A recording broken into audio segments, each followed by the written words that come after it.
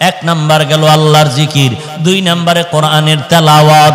মুমিনের দুইটা গুণ, ইজা যুকিরাল্লাহু ওয়াজিলাত কুলুবুহুম ওয়া ইজা তুলিয়াত আলাইহিম আয়াতুহু যাদাতুহুম ঈমানা।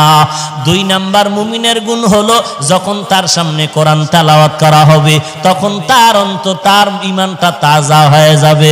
ঈমান যার যত তাজা তার হালাত ততই তাজা। ওই বান্দার ঈমানের পাওয়ারেই চশমা লাগায় দেখে জাহান্নাম তার পার্শ্বে হাজির। ওই বান্দা জাহান্নামের আয়াতগুলো শুনলে চোখের পানি ধরে রাখতে পারে না।